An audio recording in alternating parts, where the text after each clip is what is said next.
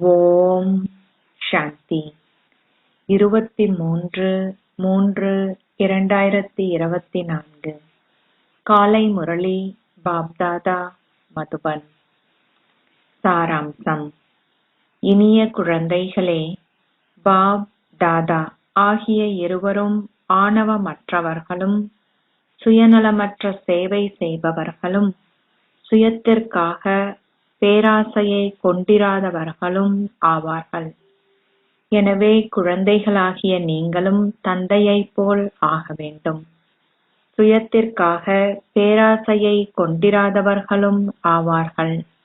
எனவே குழந்தைகளாகிய நீங்களும் தந்தையைப் போல் ஆக வேண்டும்.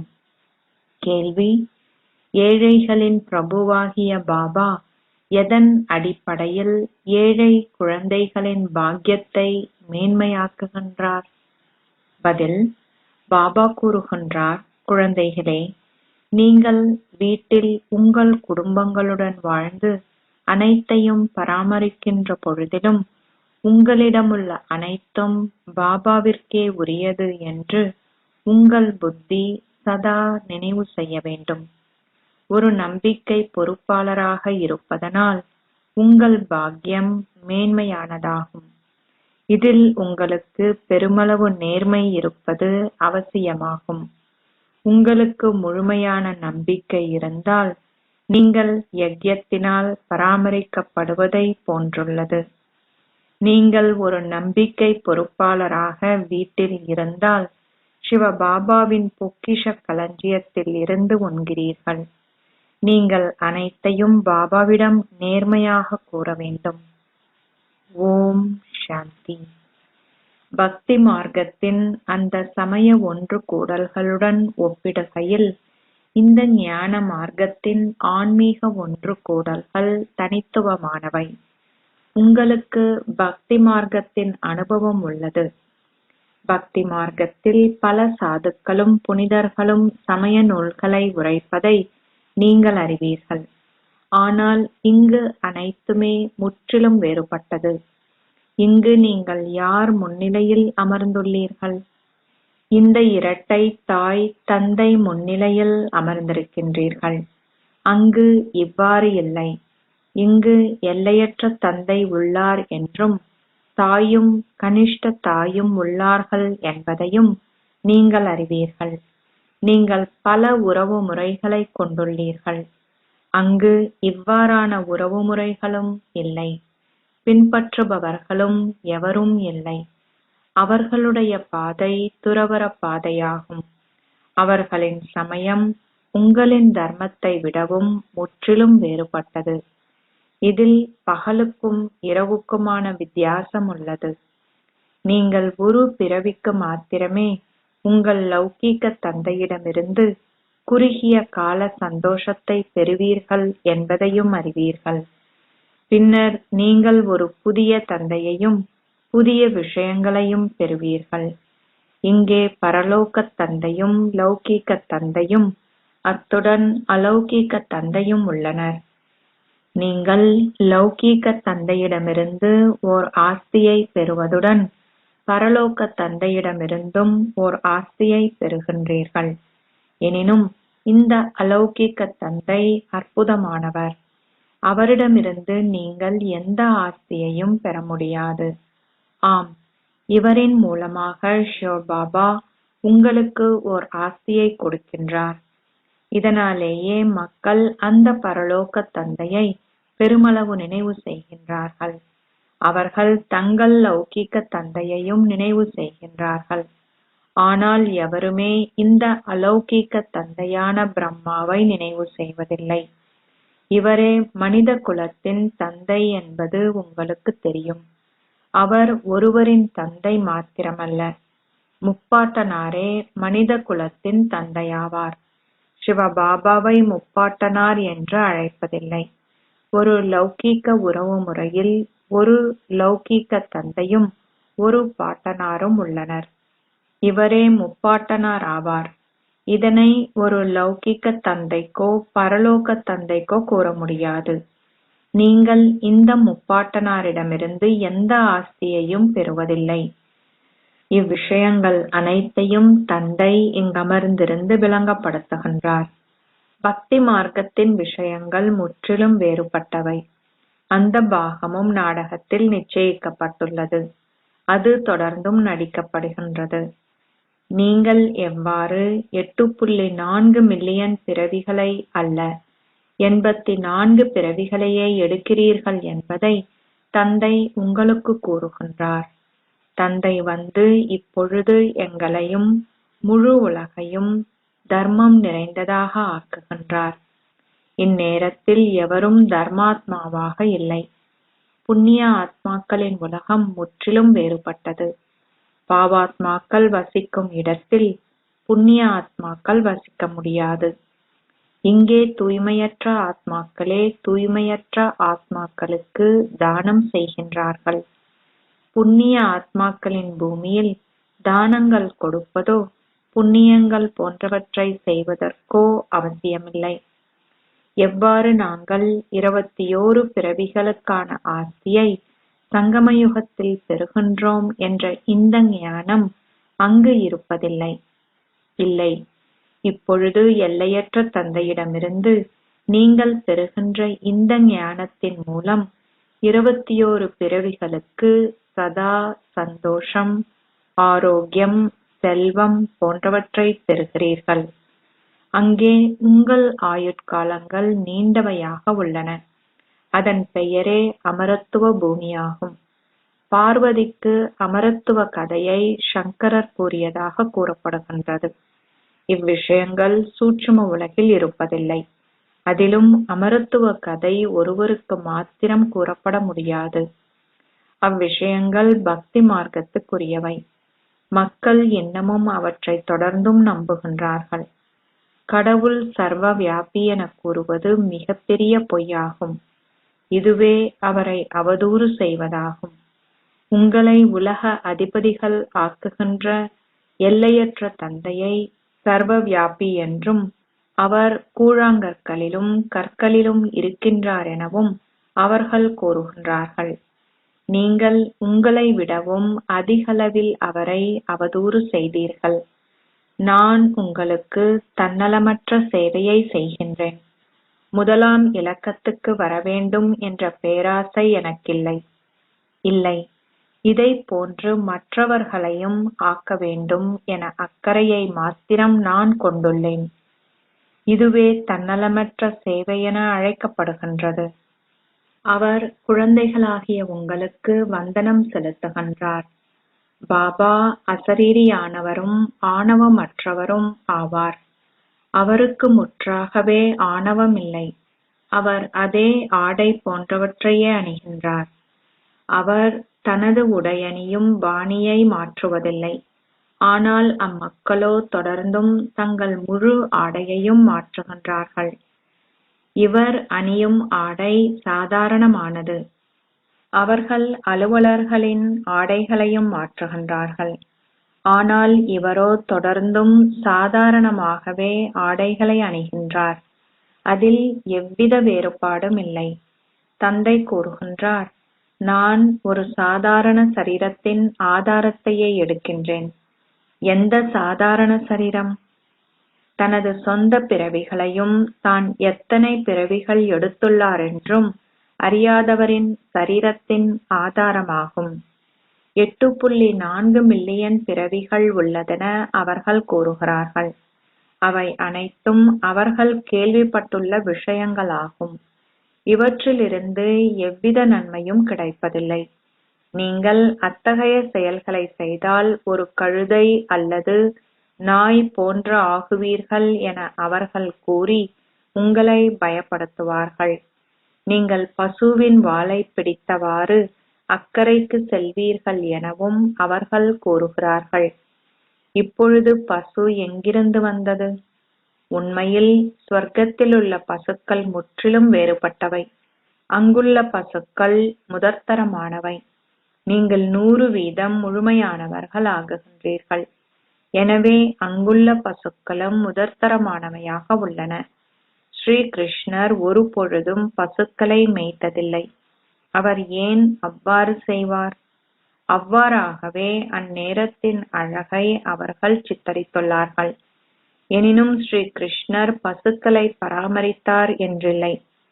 அவரை ஓர் இடையர் என்றே அவர்கள் சித்தரித்துள்ளார்கள். தெய்வீக குணங்கள் அனைத்தும் நிறைந்துள்ள சத்திய யுகத்து முதல் இளவரசருக்கும் ஓர் இடையருக்கும் இடையில் பெருமளவு வேறுபாடு உள்ளது. அவர்கள் எதனையும் புரிந்து கொள்வதில்லை. ஏனெனில் தேவ தர்மம் இப்பொழுது இல்லை. இத்தர்மம் மாத்திரமே மறைந்து விடுகின்றது. இவ்விஷயங்கள் எச்சமய நூல்களிலும் குறிப்பிடப்படவில்லை. தந்தை கூறுகின்றார், உங்களை உலக அதிபதிகளாக்குவதற்காகவே நான் குழந்தைகளாகிய உங்களுக்கு இந்த ஞானத்தை கொடுக்கின்றேன். நீங்கள் அதிபதிகள் ஆகியதும் உங்களுக்கு இந்த ஞானம் தேவையில்லை. ஞானம் எப்பொழுதும் அறியாமையில் உள்ளவர்களுக்கே கொடுக்கப்படுகிறது. கூறப்பட்டுள்ளது, ஞான சூரியன் உதிக்கும் பொழுது அறியாமை இருள் அகல்கின்றது. உலகம் முழுவதும் இருளில் உள்ளது என்பது குழந்தைகளாகிய உங்களுக்கு இப்பொழுது தெரியும். பல சமய ஒன்று கூடல்கள் உள்ளன. இங்கே இது பக்தி மார்க்கம் அல்ல. இந்த பாதையே சர்க்கதிக்கு இட்டு செல்கின்றது. ஒரே ஒரு தந்தை மாத்திரமே உங்களுக்கு சர்க்கதியை அருள்பவர். பக்தி மார்க்கத்தில் நீங்கள் கூவி அழைத்தீர்கள். நீங்கள் வரும் பொழுது நாங்கள் உங்களுக்கே உரியவராகுவோம்.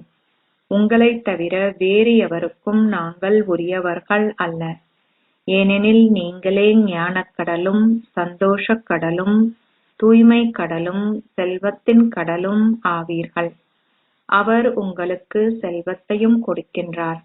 உங்களை அவர் மிகுந்த செல்வந்தர்கள் ஆக்குகின்றார். 21 பிறவிகளுக்கு சிவபாபாவினால் உங்கள் புத்தியை நிரப்புவதற்காகவே நீங்கள் இங்கு வந்துள்ளீர்கள்.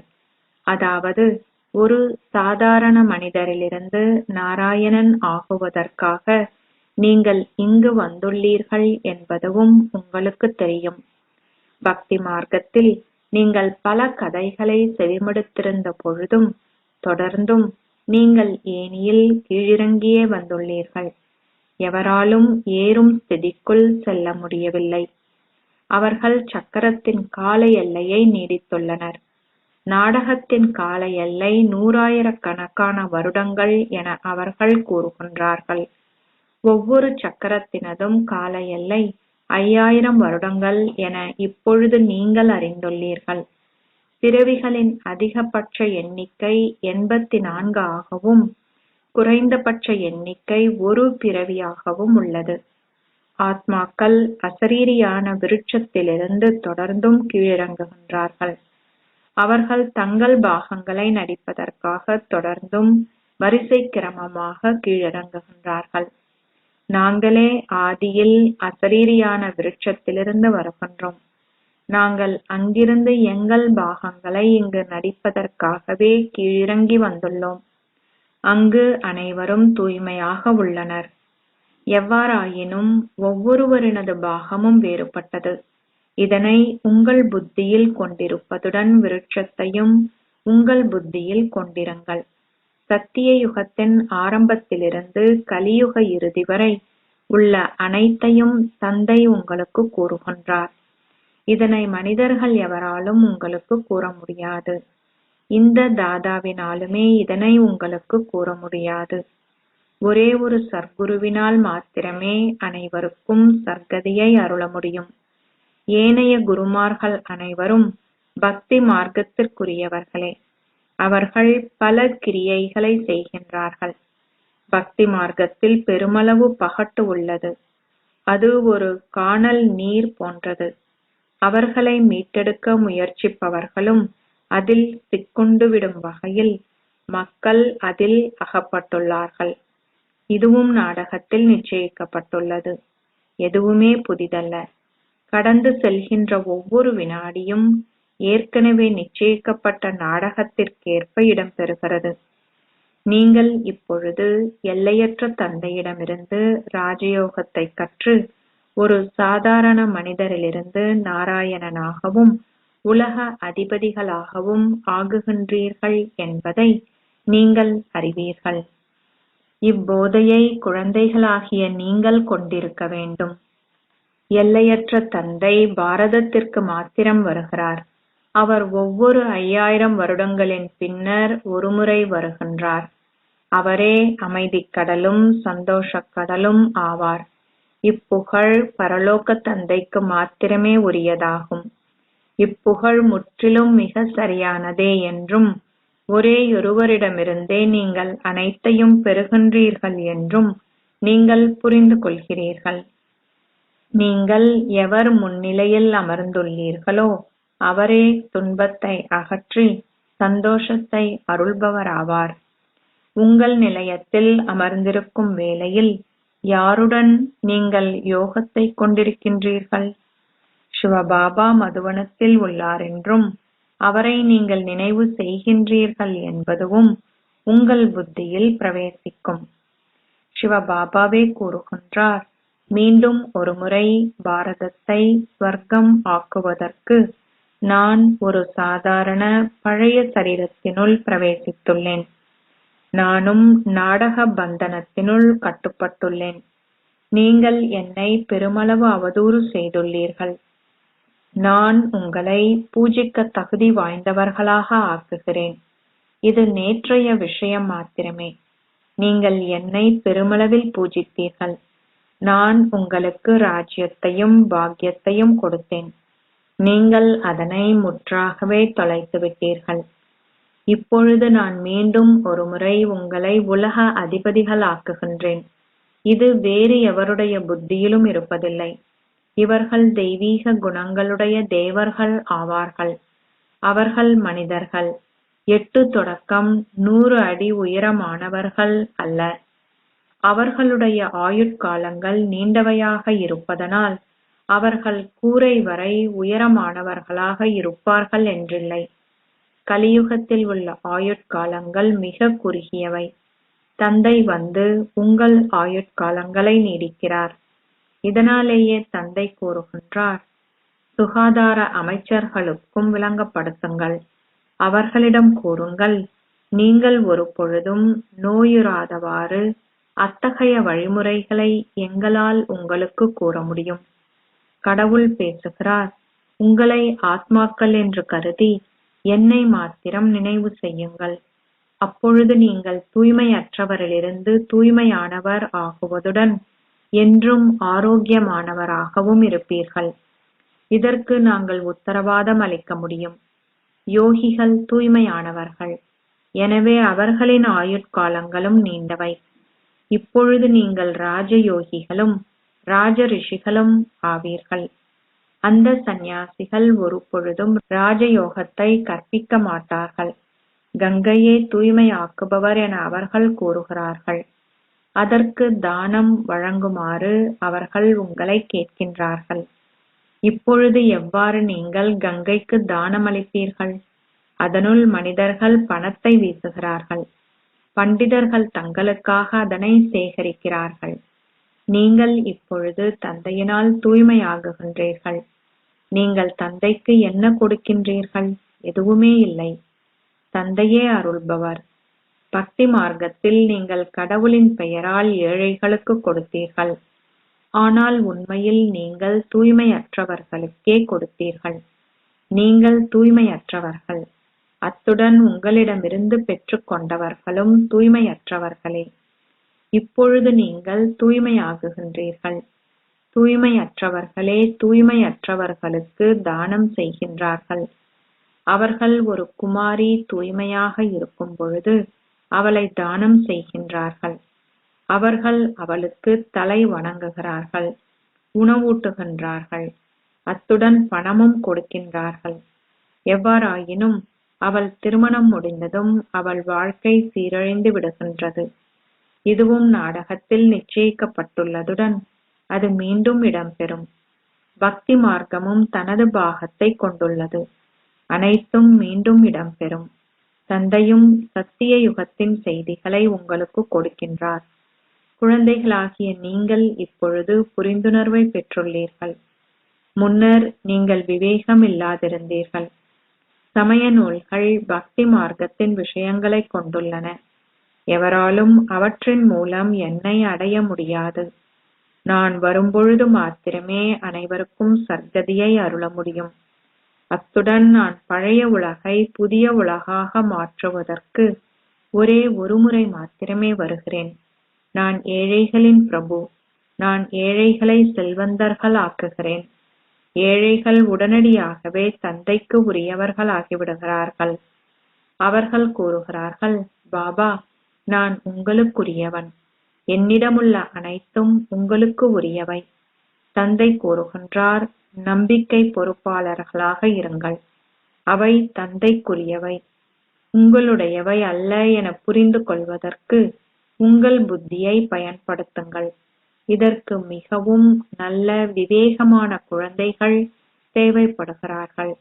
நீங்கள் யஜ்யத்திற்கு உரியவர்கள் என்பதால் வீட்டில் சமைக்கும் பொழுது அதுவும் சிவபாபாவின் யஜ்யத்திலிருந்து உண்பது போன்றிருக்கும். உங்களிடமுள்ள அனைத்தும் யஜ்யத்திற்குரியவை. ஆகவே ஒரு நம்பிக்கை பொறுப்பாளராக வீட்டில் வாழும் பொழுது சிவபாபாவின் பொக்கிஷ களஞ்சியத்திலிருந்தே உண்பதைப் போலாகும். எவ்வாறாயினும் உங்களுக்கு முழு நம்பிக்கை தேவை. உங்கள் நம்பிக்கை தளம்பினால் ஹரிச்சந்திரனின் உதாரணம் காட்டப்பட்டுள்ளது. நீங்கள் அனைத்தையும் பாபாவுக்கு கூற வேண்டும். நானே ஏழைகளின் பிரபு. பாடல். நாங்கள் காத்திருந்த அந்த நாளும் வந்துவிட்டது. நீங்கள் அரை கல்பமாக என்னை நினைவு செய்து வந்தீர்கள். நீங்கள் குறைந்த பட்சம் என்னை கண்டு கொண்டீர்கள். இப்பொழுது ஞானத்திற்கு விரைவில் வெற்றி கிடைக்கும்.